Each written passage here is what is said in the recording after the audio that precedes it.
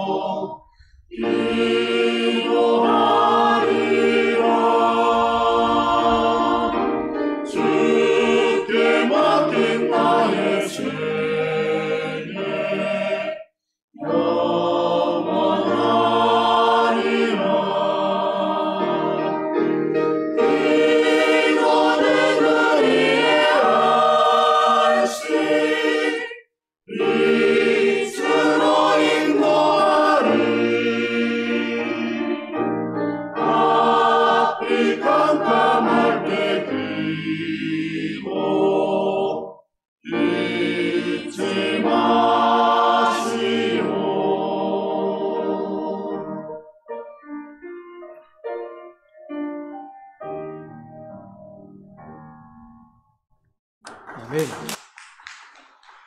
감사합니다. 지난주 우리는 사울을 피해서 도망치던 다윗이 굉장히 위급한 순간이었음에도 불구하고 다른 곳이 아니라 가장 먼저 성소가 있던 놋당을 찾아간 그 일을 함께 살폈습니다. 너무 급하게 도망치느라 먹을 것도 준비하지 못했고 무기도 챙기지 못했던 다윗이 제사장 아히멜렉을 통해서 먹을 것을 얻고 무장도 할 수 있었는데 다윗이 이 아히멜렉에게서 받은 이 두 가지가 참 의미가 있죠, 그죠? 먼저 제사장 아히멜렉은 다윗에게 진설병을 내어 주었습니다. 진설병은 제사장들만이 먹을 수 있도록 규정되어 있었지만 아히멜렉은 다윗이 하나님 앞에서 성결한 상태에 있는가 하는 것을 점검한 뒤에 다윗에게도 거룩한 이 떡을 내주었습니다. 저도 뭐 겪어보지 못하고 이야기로만 들었지만 오래전 우리나라도 먹을 것이 귀한 시절에 담임 목사님이 집으로 신방을 오시면 성도들은 감사한 마음으로 쌀뚝에 있는 그 쌀, 뭐 많지도 않은 거 긁고 또 긁어서 본인들도 잘 먹을 수 없었던 흰 쌀밥을 그렇게 내어 드렸다고 해요. 그리고 혹시나 아이들이 옆에 있으면 목사님 식사하시는데 불편하실 수 있으니까 아이들은 밖으로 다 내보냈습니다. 여러분은 이렇게 받은 흰 쌀밥을 그 자리에서 전부 먹어 치우는 목사가 있다면 어떻게 생각하십니까? 저는 빠른 시일 내에 다른 교회를 알아보는 것이 좋겠다 싶어요. 하지만 그때에는 목사님들도 성도들의 어려운 상황을 알고 있었기 때문에 감사한 마음으로 또 예의상 한두 숟가락 정도를 드신 뒤에 밖에 있는 아이를 불러서 나는 이제 배가 부르니까 같이 나누어 먹자 이렇게 하셨다고 합니다. 다윗에게 진설병을 주었던 아히멜렉의 마음도 이와 비슷했겠죠. 그죠? 율법에 따르면 나에게만 허락된 것이지만 이 아히멜렉은 율법만 알고 있는 것 아니고 율법을 말씀하신 하나님이 어떤 분이신지를 알고 있었기에 더 잘 알았기에 아히멜렉은 다윗에게 이 거룩한 떡을 하나님의 마음으로 내주었던 것이지. 이뿐만 아니라 아히멜렉은 무기를 찾던 다윗에게 골리앗의 칼도 내주었습니다. 그런데 이 골리앗의 칼을 내주고 받아드는 이 두 사람의 모습이 어땠습니까? 그저 사무적으로 뭐 가게에서 물건을 사고 파는 사람들처럼 줄 것을 주고 받을 것을 받는 그런 사람들과는 다르게 아히멜렉은 다윗에게 골리앗의 칼을 내주면서 당신은 엘라 골짜기에서 골리앗을 죽인 사람이라 이렇게 말했습니다. 여러분, 다윗에게 골리앗과 싸워서 이겼던 엘라 골짜기는 어떤 의미였겠습니까? 엘라 골짜기는 여호와의 구원하심이 칼과 창에 있지 않다라는 사실을 몸소 경험했던, 다윗이 이제까지 살아오면서 가장 큰 은혜와 승리를 경험했던 그런 장소지, 그지? 때문에 여러분, 너무나 긴장되고 또 두려운 상황에서 또 많은 걱정을 안고 성소가 있던 높당을 찾아간 다윗이 제사장 아히멜렉으로부터 이 필요들을 공급받고 나서는 그 마음이 또 그 생각이 어땠겠습니까? 정말 하나님이 살아 계시는구나. 하나님이 나를 돌봐주시고 또 지켜주시는구나 하는 생각에 적잖은 위로와 또 격려를 받았겠죠. 그죠? 하지만 놉은 사울이 있던 기브아와 너무나도 지리적으로 가까웠기 때문에 다윗은 또다시 도망을 가야만 했습니다. 그래서 여러분 간 곳이 어디입니까? 오늘 본문 10절 보시면 가드 왕 아기스에게로 가니 이렇게 되어 있죠. 그죠?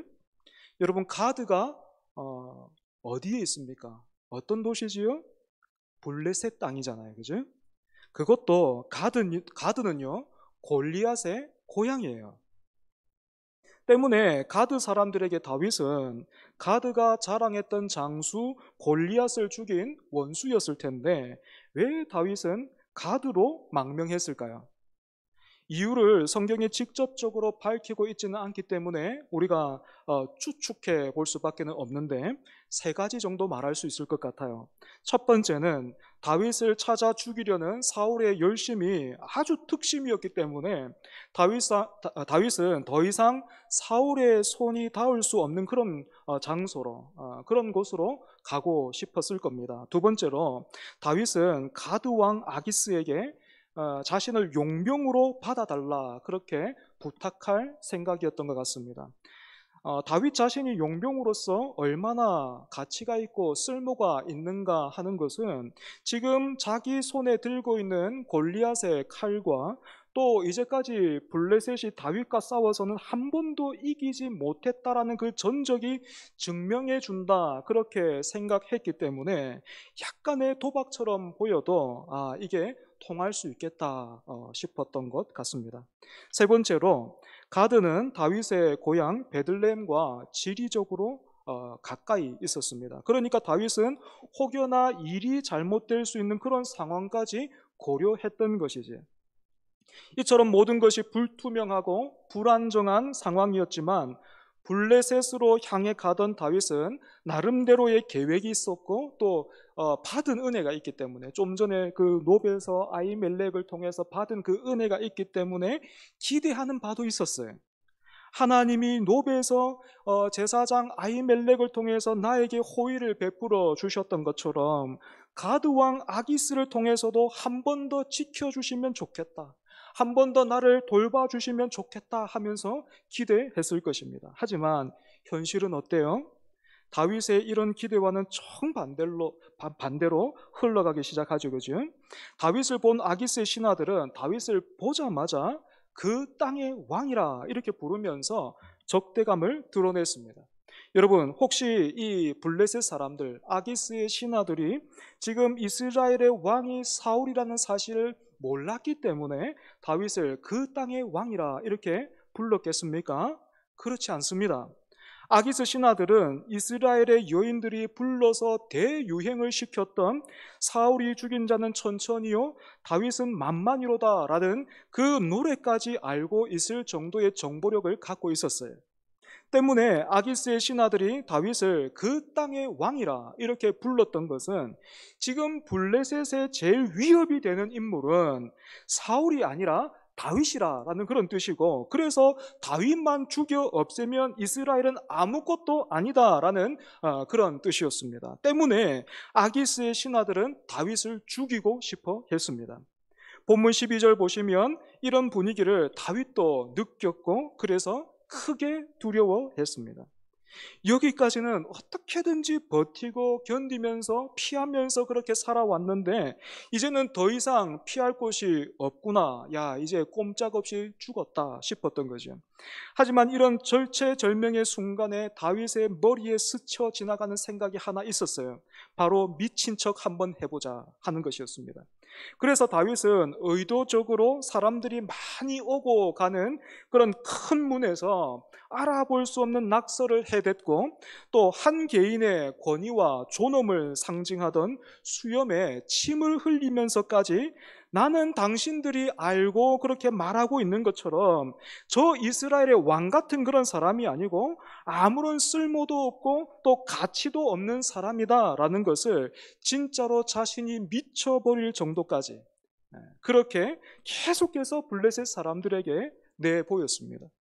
뿐만 아니라 다윗이 미친 척을 했던 데에는 이 당시에 풍습에도 이유가 있어 보이는데요. 이 당시 사람들은 미친 사람을 마치 그 병에 걸린 어떤 그런 사람처럼 여겨서 그렇게 미친 사람을 잘못 건드리면 저 사람이 앓고 있던 병이 나에게도 옮을 수 있다, 그렇게 믿었다고 합니다. 때문에 14절에서 15절 보시면 가드 왕 아기스는 다윗이 미쳤다 생각해서 신하들을 시켜서 다윗을 쫓아내 버렸죠. 사랑하는 여러분, 여기까지가 오늘 본문의 내용인데 조금 뜬금없기는 하지만 우리가 오늘 본문의 이 내용을 토대로 해서 우리가 시나 아니면 노래 한 곡 가사를 한번 써본다면 내용이 어떻겠습니까? 아마 모르기는 몰라도 종로로 갈까요? 명동으로 갈까요? 차라리 청량리로 떠날까요? 이렇게 시작하는 그 소른도시의 나침반, 그런 노래랑 비슷해지거나, 아니면 여러분 진주라는 여자 가수 아십니까? 진주. 그 여자 가수의 대표곡이 난 괜찮아입니다. 난 괜찮아. 그런데 그 노래를 들어보면 또 노래 가사에도 계속 나는 괜찮대요. 근데 가만히 들어보면요, 사실은 이런 말입니다. 네가 떠나서 나는 죽을 것 같다, 이 나쁜 놈아. 뭐 이런 뜻이에요. 그러니까 하나도 안 괜찮다는 그런 뜻이죠. 그죠? 이 배경으로 우리가 노래나 뭐 시를 한번 만들어 보면 뭐 내용이 비슷하지 않겠습니까? 그죠? 하나님 섭섭합니다. 어째서 나를 이렇게까지 몰아가십니까? 사실은 내가 살아가면서 이런 꼴 안 당하려고 하나님을 믿어드리고 있고 또 믿고 있는 건데 이렇게 내 자신까지 놓아버리게 만드시면, 미친 척까지 하게 만드시면 하나님 이건 아니지요. 이런 말들이 터져 나올 수밖에는 없을 겁니다. 그런데 여러분, 시편을 보면요, 다윗이 바로 오늘 본문을 배경으로 해서 지은 시가 하나 있는데 바로 시편 34편이에요. 다윗은 이런 상황에서 어떤 시를 지었는지 우리 같이 한번 찾아보면 좋겠습니다. 여러분 가지고 계신 성경 한번 보시겠습니까? 시편 34편. 여러분 한번 펴보세요. 시편 34편. 지금 우리가 사무엘상 보고 있는데 시편 찾자 했는데 앞으로 가면은 좀 마음이 아픕니다. 그죠? 네. 시편 34편. 여러분 먼저 표제부터 한번 볼까요? 어떻게 되어 있습니까? 다윗이 아비멜렉 앞에서 미친 채 하다가 쫓겨나서 지은 시. 여기에서 아비멜렉은요, 가드 왕 아기스의 또 다른 이름이에요. 우리가 다 읽기는 너무 기니까 6절부터 8절까지만 같이 한번 읽어 보겠습니다. 시작. 이 공고한 자가 부르짖음에 여호와께서 들으시고 그의 모든 환난에서 구원하셨도다. 여호와의 천사가 주를 경외하는 자를 둘러 진치고 그들을 건지시는도다. 너희는 여호와의 선하심을 맛보아 알지어다. 그에게 피하는 자는 복이 있도다. 아멘. 놀랍게도 다윗은 골리앗과 싸워서 이기게 하신 일이나 자신을 왕으로 세우시고 또 왕의 자리에 앉게 하신 그 일을 두고 여호와의 선하심을 맛보아 알지어다. 여러분 이렇게 노래하지 않았습니다. 대신에 전혀 자기 생각이나 계획대로 일이 되지 않았던 바로 그때에 다른 사람들은 당신을 자신을 가리켜서 이스라엘의 왕 같은 존재라 그렇게 불렀지만 사실 우리가 이런 말 다 듣고 싶어 하잖아요. 그죠? 그런데 다윗은 미친 척까지 하면서 제발 나는 그런 사람이 아니라고, 아무런 쓸모도 가치도 없는 사람에 불과할 뿐이라고 몸부림쳐야만 했던 그때, 그래서 어쩌면 이런 이야기는 다른 사람들이 몰랐으면 좋겠고 또 기억하기도 싫을 수 있는 바로 그때를 돌이켜 보면서 The Lord is good, 이렇게 선하신 하나님을 맛보아 알라 고백하면서 찬양했습니다. 사랑하는 여러분, 다윗을 이렇게 노래하게 하신 분이 오늘 우리를 은혜로 부르시고 또 예배하게 하신 하늘 아버지십니다. 때문에 간절히 원하기는 저와 여러분도 다윗처럼 이렇게 찬양할 수 있기를 바랍니다. 그러기 위해서는 우리가 몇 가지 기억할 내용이 있는데요. 첫 번째는 하나님은 선하시지만 우리는 종종 결코 선하지 않은 상황 속에 놓일 수 있다라는 것입니다. 다윗이 노베서는 제사장 아히멜렉을 통해서 잠시 하나님의 위로와 은혜를 경험했지만 노브를 떠나자마자 또다시 사울을 피해 다녀야만 했고 결국에는 타지에서 미친 척까지 해야 했던 것처럼 이 땅을 살고 있는 우리도 그 어떤 설명을 듣지 못하고 또 이유를 모른 채 벼랑끝 같은 그런 현실 속에 던져진 것 같은 그런 때를 살게 되는 것입니다. 이럴 때마다 우리는 내가 뭔가 하나님 앞에서 잘못한 일이 있는 것 같으면 스스로를 자책하고 또 나에게 이유가 없다고 느낄 때면 하나님을 향해서 분노하죠. 그죠? 하지만 여러분, 하나님은 선한 목자 같은 분이시지 우리가 원하는 목적지를 입력하기만 하면 최단거리로, 그것도 막히는 곳 없이 우리를 안내해주는 그런 내비게이션이나 아니면 누르면 그냥 그 결과가 탁 떨어지는 자판기 같은 그런 분이 아닙니다. 뿐만 아니라 선한 목자가 돌보시는 그 양이라고 해서 그 발에 흙을 묻히지 않고 꼴을 먹을 수 있는 양도 없습니다. 우리는 우리의 죄로 인해서 진흙탕에 빠지기도 하고 또 죄로 깨어진 세상에서 우리가 살고 있기 때문에 다윗이 그랬던 것처럼 사울 같은 사람을 우리가 곁에 두고 고참과 상관으로 모시고 아니면 또 때로는 그 동료로 함께 그렇게 살아가게 되기도 하고, 나를 그렇게나 아끼고 사랑해 주었던 요나단과 미갈 같은 사람들과는 헤어져야 한다거나, 아니면 남들은 각자 그 살 길을 찾아서 곧장 앞으로 달려나가고 있는 것 같은데 나는 혼자서 뒷걸음질 치고 있는 것 같고 또 둘러가는 것 같은 그런 때를 우리가 만나는 거예요. 그런 때를 우리가 살게 되는 거예요. 하지만 오늘도 우리가 믿고 의지하며 엎드려 경배하는 하나님은 이처럼 모순과 돌발 상황으로 가득 찬 사망의 음침한 골짜기 가운데서도 선한 목자가 되시는 분이십니다. 우리는 이 사망의 골짜기를 우리가 바람이 뭡니까? 좀 하나님이 그 헬리콥터로 좀 보냈으면 좋겠어요. 그죠? 사망의 음침한 골짜기 이렇게 지나갈 때면 하나님이 보내주시는 그 헬리콥터 바다 타고 달랑 들려가지고 초장에 떨어졌으면 좋겠다. 그런 마음이 있지만, 하나님은 헬리콥터를, 우리가 기대하는 그런 헬리콥터를 보내주신다거나 아니면 천사를 시켜서 쟤 좀 어떻게 해줘라, 쟤 좀 어떻게 좀 돌봐줘라 하시지 않고 말씀과 성령님을 통해서 직접 우리 가운데 거하시면서 우리의 이름을 아시고 부르시면서 헬리콥터보다도 더 믿을 만한 내가 너와 함께하니 놀라지 마라, 두려워하지 말라 말씀하십니다. 때문에 하나님의 선하심을 맛보기를 원하는 사람은 헬리콥터를 기다릴 것이 아니라 선한 목자 되신, 오늘도 우리 안에 성령을 통해서 거하시고 말씀하시는 그 선한 목자가 되시는 주님의 음성에 귀 기울여야 합니다. 내가 생각하는 선한 것들을 나열해 두고 주님을 가르쳐 드리느라, 하나님 여기에요, 지금 여기서 내가 이렇게 가야 되는 거예요. 하나님 여기서 한 번만 도와주시면 내가 가만히 안 있는다니까요.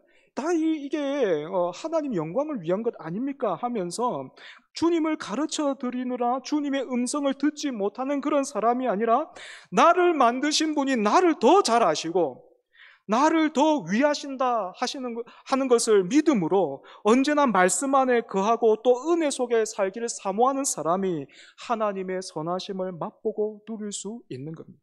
두 번째로, 선하신 하나님은 언제나 우리를 위해서요 최선을 다하고 계십니다. 하지만 종종 하나님을 이렇게 오해하는 분들이 있죠. 그죠? 항상 하나님은 뭔가 꽁한 데가 있는 것 같고 줄 것도 다 안 주신 채 틀어지고 있다가 우리가 뭔가를 잘못하기만 하면 주신 것, 또 있는 것도 빼앗아가는 아주 심술맞고 까탈스럽고 인색한 분으로 그렇게 오해하는 분들 있습니다. 하지만 여러분 가만히 한번 생각해 보십시오. 하나님이 정말로 그런 분이라면 독생자이신 예수님을 우리를 위해서 보내주시고 그것도 십자가에 못 박아 죽게 하셨겠습니까?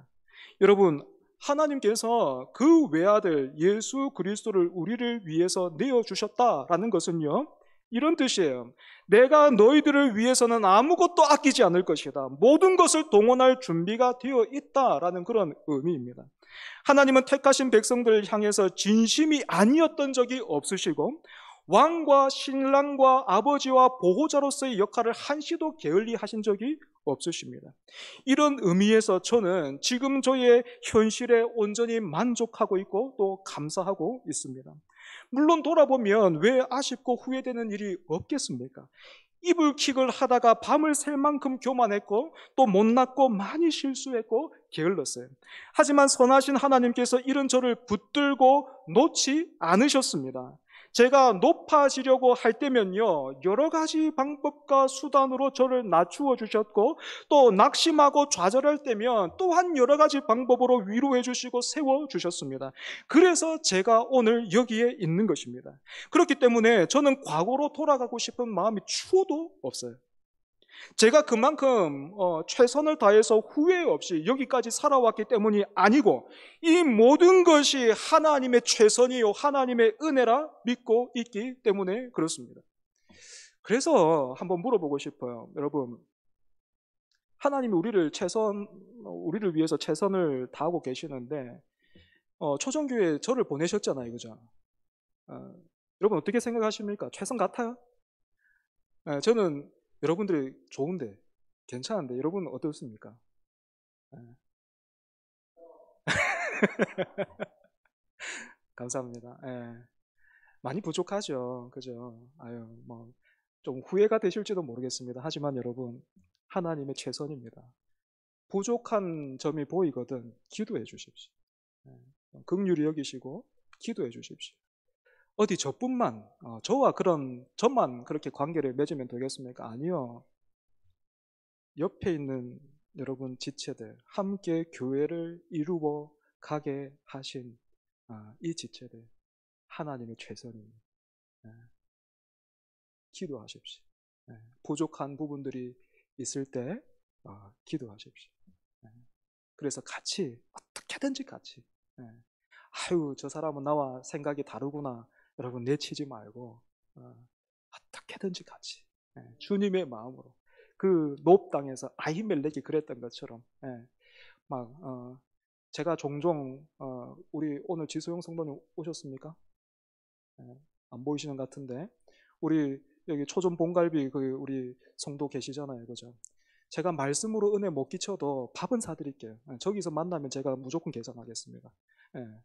뭐 아무튼 뭐 이런 식으로라도 무엇이라도 우리가 위로하고 격려하려는 그런 우리 공동체 되면 좋겠습니다.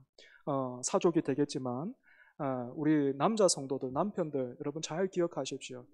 옆에 하신 그 배우자 최선입니다. 하나님 최선이에요. 그래서 종종 그 우리 자매들이 사랑받고 싶은 마음에 그렇게 물을 때 있잖아요, 그죠? 당신 다시 태어나면 어떻게 할 거야? 그래도 나야? 이렇게 전혀 성경적이지 않은 질문이죠, 그죠? 그럴 때 어디서 막 이렇게 하지 말고 뭐 다시 태어나 봐야 알지, 여러분 그렇게 하지 말고 다시 태어나는 건 성경적이지 않습니다. 그러니까 그런 거 고민하면 안 돼요. 기계적으로 답하십시오. 100번 태어나도 당신이다. 그렇게 말씀하십시오. 그리고 뭐 농담이지만 여러분 우리에게 허락하신 이 옆에 있는 이 지체들 뿐만 아니라 여러분의 배우자가요 하나님의 최선이에요. 하나님이 최선을 다하셨습니다. 그러니 그 지체들을 어떻게 해야 되겠습니까? 귀하게 해야 돼요. 고맙게 해야 돼요. 우리 힘으로 이 옆에 있는 사람 어떻게 붙들어낼 수 있습니까? 제 힘으로는 여러분들 한 사람도 여기 이 자리에 앉혀놓을 수 없습니다. 하나님이 일하고 계시는 거예요. 사랑하는 여러분, 저 같은 사람도 하나님이 부르시고 목사로 쓰고 계시는 이 능력과 선하심을 보십시오. 저를 이렇게 붙들고 계시는 하나님께서 오늘 여러분도 하나님을 더욱 사랑하고 믿고 의지하는 그런 성도로 빚어가고 계십니다.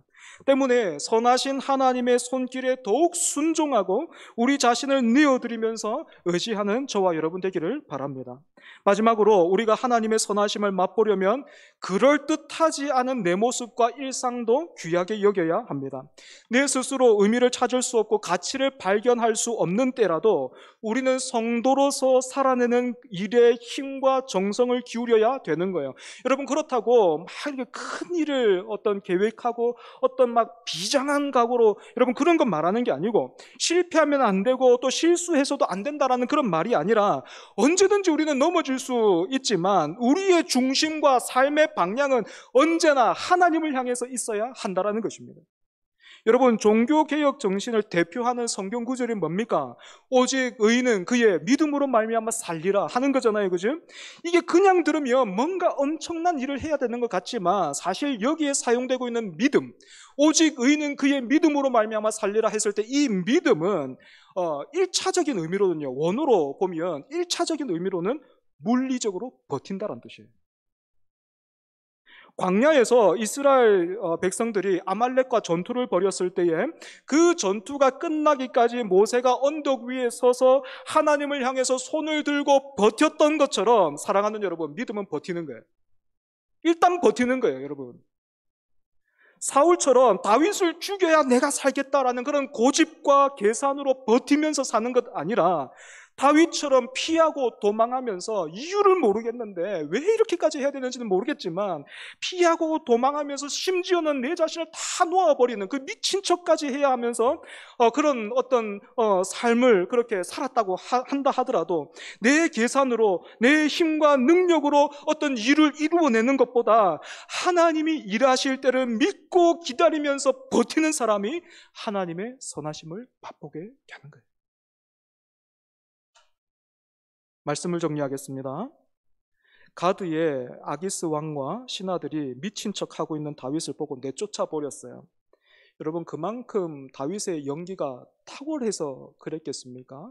진짜 미친 척을 잘해서 이 아기스와 또 아기스 신하들이 다윗을 내쫓았겠습니까? 그렇지 않습니다. 시편을 통해서 다윗은 선하신 하나님이 자신을 구원해 주셨다 이렇게 고백하고 있기 때문이죠. 우리가 보기에는 선한 것이 하나도 없는 상황이 지나고 나서 보니까 기가 막힌 은혜였던 거예요. 그래서 다윗은 오늘 우리를 향해서도 하나님의 이러한 선하심을 맛보고 알라 이렇게 말하고 있는 것입니다. 사랑하는 여러분, 보통 우리는 내 생각과 계획대로 될 때에 그리고 기대하지 않은 그런 어떤 좋은 일을 만났을 때에 하나님을 향해서 선하시다라고 하지요. 하지만 다윗은 미친 척을 해야 할 정도로 자신을 완전히 내려놓아야 했던 그 순간을 떠올리면서 내가 하나님의 선하심을 맛보았다 그렇게 고백했습니다. 비록 하나님이 왜 이렇게까지 일하시는지, 나를 왜 이렇게까지 몰아가시는지 다 이해할 수는 없지만 이런 과정들을 통해서 자신을 낮추시고 왕의 자리에서는 절대로 얻을 수 없는 그러한 마음. 어떤 마음이요? 자신을 비워내고 자신을 낮추면서 나는 그런 사람이 아닙니다 라고 말했던 그 낮은 마음.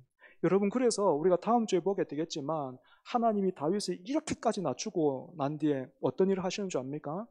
그제서야 사람들을 붙여주기 시작합니다. 그제서야 다윗에게 사람들을 보내시는 거예요. 그것도 환난 만난 사람들. 그 사람들을 다윗에게 붙여주시는데 다윗이 그 사람을 내치지 않아요. 당신은 나라를 세우는데 별로 도움이 안 되네요 하면서 면접 보고 막 사람 받고, 그게 아니고 이런 과정을 겪었기에 다윗이 몰려드는 그 사람들을 다 품어안는 거예요. 그래서 다윗은 하나님을 향해 선하시다 노래했던 것입니다. 그때나 지금이나 여전히 선하신 하나님께서 오늘 우리를 통해서도 찬송 받으시기를 원하십니다. 이 선하심에 붙들려 오늘도 우리를 위해서 최선을 다하시는 그 하나님 앞에 우리의 최선을 말하는 것이 아니라 순종하는 저와 여러분 되기를 바랍니다. 우리 함께 찬송하겠습니다.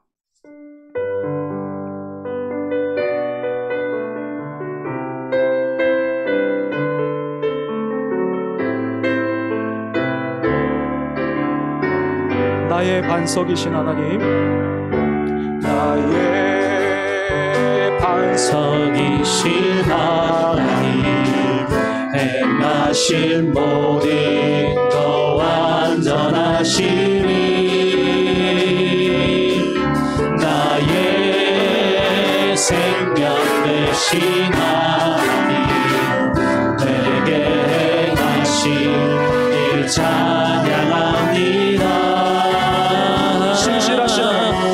신실하신 하나님, 실수가 없으신 저이신 나의 집,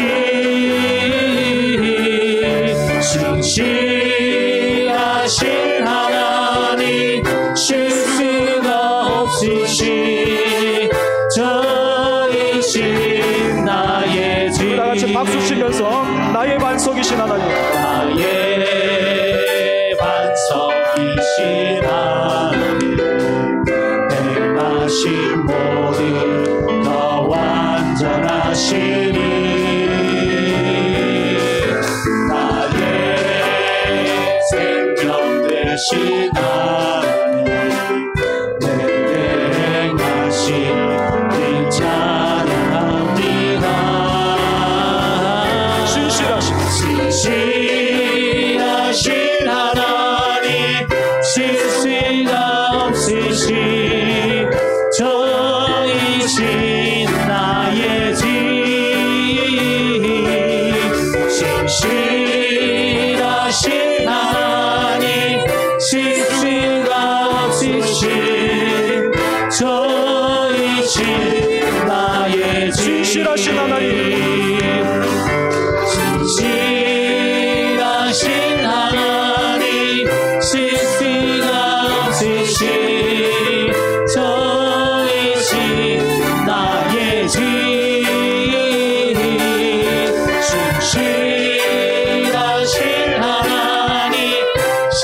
예수가 없으신 저이신 나의 주. 그럼 함께 기도했으면 좋겠습니다. 다윗처럼 노래하는 저와 여러분 되기를 바랍니다. 하나님의 선하심을 맛보아 알고 그로 인해서 하나님의 구원을 찬양하는 오늘 우리가 되게 하여 주시옵소서. 곁에 두신 가족과 또한 사랑하는 지체들이 또 우리 교회가 이제까지 우리는 참 못났고 우리는 참 부족했는데 하나님의 최선과 하나님의 그 신실하심으로 하나님의 그 은혜로 우리가 여기까지 온 줄 알고 우리가 서로 부족하면 어떻게 해야 됩니까? 선하지 못하구나 하고 밀어내고 잘라내는 것이 아니라 어떻게 해야 돼요? 저 사람을 품어 안을 수 있도록 하나님, 내가 하나님 닮게 해 주시옵소서. 그래서 우리 전체가 선하신 하나님을 찬양하고 드러내는 그런 공동체, 그런 삶 되게 해달라고 이 시간에 함께 기도하겠습니다. 다 같이 기도하겠습니다. 하나님 아버지, 은혜를 감사합니다. 다윗의 고백과 찬양을 듣게 하여 주시니 하나님 보게 하여 주시니 감사합니다. 하나님, 우리가 보기에는 하나도 선한 것이 없는데, 하나도 하나님 어떤 일이 뛰어가는 것 없는데, 심지어 하나님 다윗이 자신을 놓아버려야 할 만큼 미친 척을 해야 할 만큼 상황이 그렇게 좋지 않았는데, 하나님 선하신 하나님, 이 선하심을 맛보아 알지어다 하나님 그렇게 말하고 있는 다윗을 통해서 우리 하나님이 어떤 분이신 줄을 알고 또 하나님이 우리를 지금까지도 붙들고 계시고 하나님 여전히 최선을 다하고 계시는 하나님이심을 우리가 알게 하여 주시니 감사합니다. 최선을 다하고 계시는 그 하나님 앞에 하나님 우리가 우리의 최선을 내세우면서 하나님을 가르치려고 듣는 것이 아니라 하나님 그 신실하신 우리를 내어 맡기고 하나님 닮아가는 아버지 우리가 되게 하여 주시옵소서. 하나님 그래서 정말 다윗처럼 찬양하는 사람들 되게 하여 주시고 다윗처럼 노래하는 하나님 그런 사람들 그런 공동체 그런 교회 될 수 있도록 주여 은혜도 하여 주시옵소서. 신실하신 하나님 우리를 통해서 영광 받으시고 찬송 받으시옵소서. 신실하시고 선하신 하나님 아버지, 오늘도 말씀을 통하여서 하나님의 신실하심과 선하심을 확인하고 함께 노래하게 하여 주시니 감사합니다. 하지만 하나님, 사랑하는 우리 성도들의 삶이 참 너무나도 고단합니다. 아무런 이유도 또 설명도 듣지 못한 채 여러 가지 힘들고 어려운 상황, 눈을 들어도 또 아래를 내려봐도 좌우를 둘러봐도 보이는 것도 없고 또 정말 눈물 주머니가 된 것처럼 울 수밖에 없는 그런 현실과 상황 속에 놓여 있는 그런 지체들도 있습니다. 하나님, 그런 성도들에게 믿음을 허락하여 주시옵소서. 선하신 하나님이 여전히 최선을 다하고 계심을 알게 하여 주시고 우리는 그렇게 힘들고 어려울 때마다 헬리콥터 같은 거 보내주시면 좋겠다 하지만 헬리콥터 수만 대와 비교할 수 없는 그 하나님이 말씀과 성령을 통해서 내가 너와 함께 하고 있다. 내가 너를 위해서 내 모든 것을 내어주었다. 예수 그리스도 그 독생자를 내어주었고 십자가에 못 박았다. 나는 모든 것이 준비되어 있다. 그러니 놀라지 마라. 두려워하지 마라. 아무것도 내게서 너를 끊어낼 것이 없다. 놀라지 마라. 두려워하지 마라. 말씀하시는 그 하나님으로 인하여 위로와 격려를 얻고 다시 한번 믿음으로 살아낼 수 있는 그런 용기와 담대함을 얻는 우리 성도들 되게 하여 주시옵소서. 하나님뿐만 아니라 주님의 몸된 교회를 하나님 앞에 맡겨드립니다. 믿음의 눈을 뜨고 보니 내 옆에 있는 지체들이 하나님의 선하심의 결과입니다. 하나님의 은혜의 결과입니다. 하나님의 최선의 결과입니다. 하나님, 믿음으로 감사함으로 받게 하여 주시고 섬기게 하여 주시고 위하여 기도하는 우리가 되게 하여 주시옵소서. 그래서 하나님의 이 교회를 통하여서 하나님의 선하심만이 흘러가고 증언되게 하여 주옵소서. 예수님 이름으로 기도합니다. 아멘.